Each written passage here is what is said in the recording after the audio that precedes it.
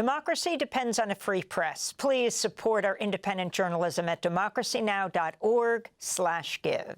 This is Democracy Now!, democracynow.org, the War and Peace Report. I'm Amy Goodman with Juan Gonzalez.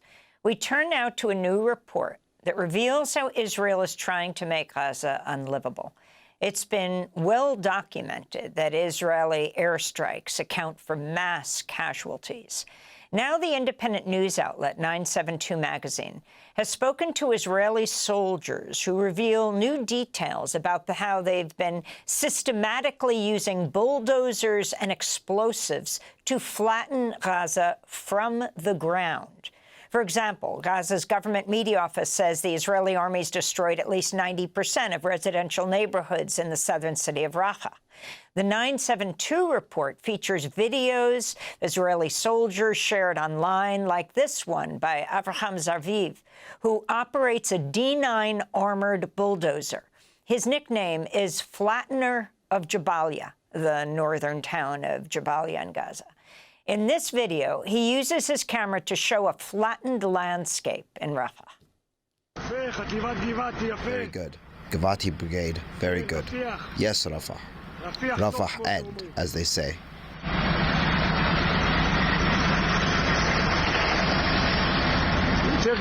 There will be no more battle in Rafah, because there will be no more Rafah. The nation of Israel lives. For more, we're joined in Tel Aviv by Meron Rapaport, editor and writer at the independent Israeli news site Local Call and a columnist at 972 magazine, where his new piece with Oren Ziv is headlined "Render It Unusable, Israel's Mission of Total Urban Destruction."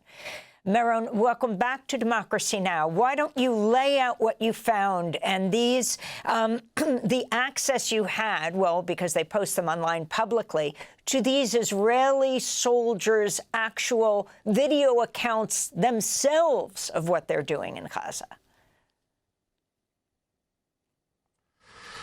I think that Gaza is being destroyed and is already destroyed. This is not really new. We know that. We know that there are very few buildings standing in Rafah. What we have discovered in this investigation, Oren Ziv and I, is that this is a premeditated. That most of it is premeditated.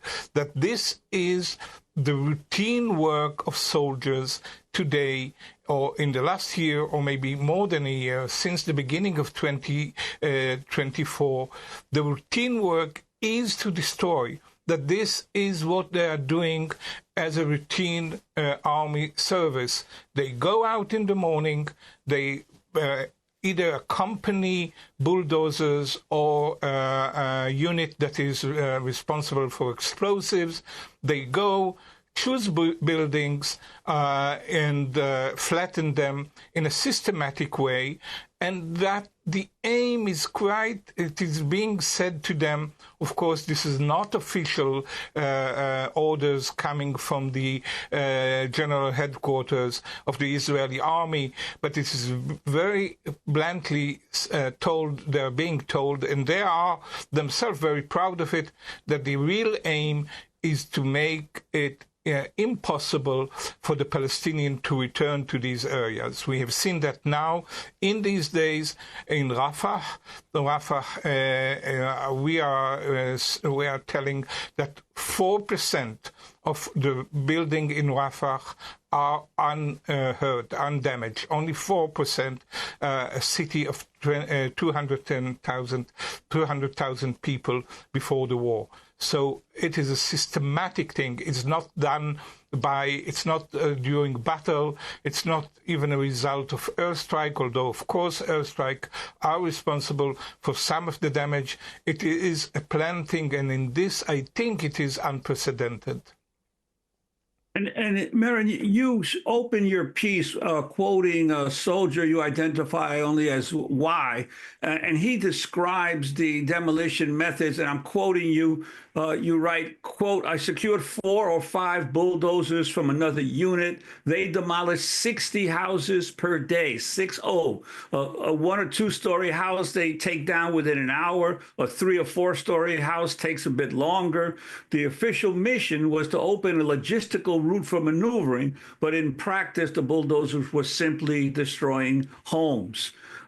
So this is, to reiterate what you said, this is not in the process of a battle. This is supposedly after, let's say, there's been a battle or conflict, what the Israeli soldiers are doing. So this is total ethnic cleansing of an entire territory. It's effectively what they're doing, isn't it? Effectively, yes. Of course, this goes into some gray zone in the international law, what is called domicide, destruction of whole urban areas. It is not officially a crime against humanity. It is certainly against the laws of war to destroy buildings that have nothing to do with military action. But yes, I think there's no doubt that the intention here is ethnic cleansing. The intention here is to make these cities, Rafah, Jabalia, the Netzarim corridor. For the moment, maybe we are seeing something new in the next days, but to make these areas completely impossible, it will be completely impossible for the population to come back because there is nothing left. And it is being said quite openly by the soldiers, by the videos that they air themselves, by soldiers who spoke to us. It is quite clear that this is the intention. Now, the IDF, in its official response to us, said that no, this is part of there's operational needs that require this demolitions of houses, and this has to do only with operational needs, houses or building where there were they shoot at Israeli soldiers, or there were explosives. Hamas planted explosive in these houses. But what we are seeing is so clear, and again, Prime Minister Netanyahu himself said that we are destroying house by house, so they will have nowhere to come back to. Bezalel Smotrich, the finance minister, said just yesterday that we are not leaving even one stone standing. So it's very clear that the IDF reaction is not based on reality. And did you discover any moral qualms among some of the Israeli soldiers that you interviewed about this practice? Yes, of course. The soldiers that talked with us didn't feel good or felt very bad with what they were doing, and this is the reason they talked to us. We talked with about 10 soldiers, but they also said that this is such a routine now for Israeli soldiers that they don't really, that most of the soldiers do not pay much attention because this is the routine. This is what they do. There's very little real fighting. And one soldier who spent 3 months in the Netzarim corridor said that he had very, very little real fighting in all these 3 months. And the routine work was to, if there were enough explosive, because sometimes there were not enough explosive, but if there were enough explosive, they would go in the morning, choose between 5, 10 houses to demolish, and this is the routine work. So the soldiers really were very used to it, And of course, there were these soldiers that were politically motivated, right-wing soldiers that really rejoiced in the fact that these Palestinians will have nowhere to return to. But this is not the main, I would say, atmosphere. The atmosphere is, this is the work we are doing, and we just do it. That's what we are sent for. Meron Rappaport, I wanted to ask you about Microsoft's support for Israel.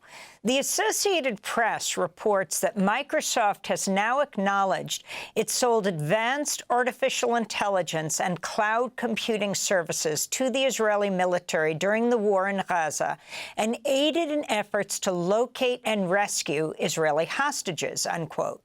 Microsoft confirmed this in an unsigned blog post.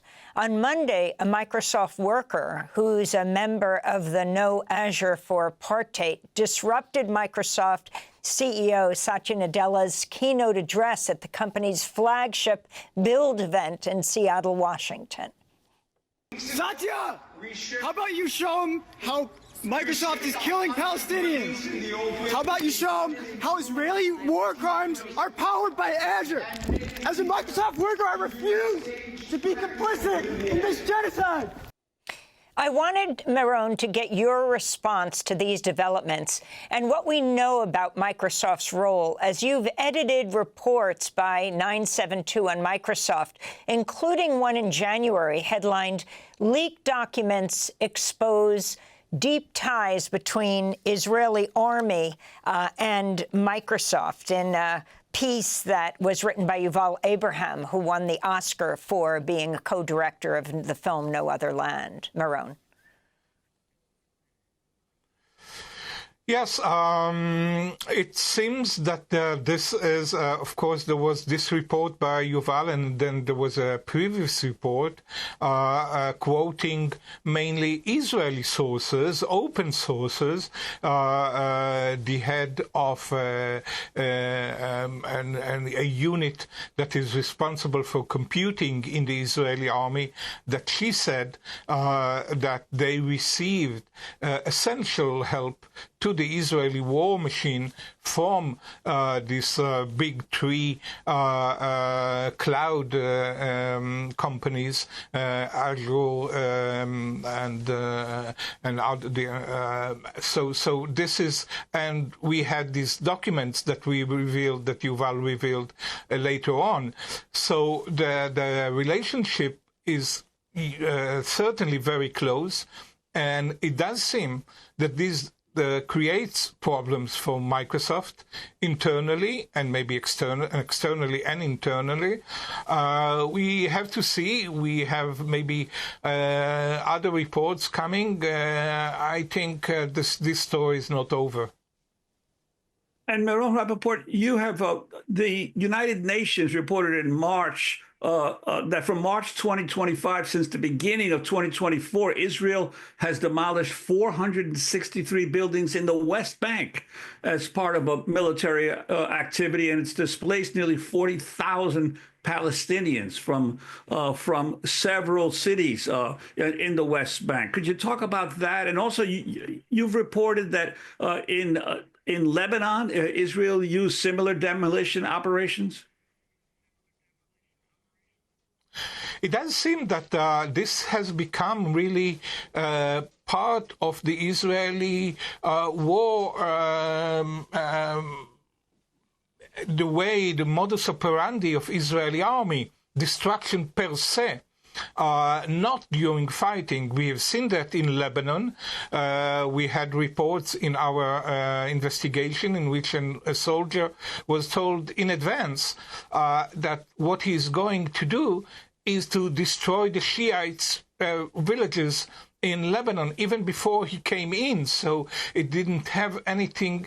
It didn't have direct relation to the fightings, and Meron, it seems that seconds. this way of action.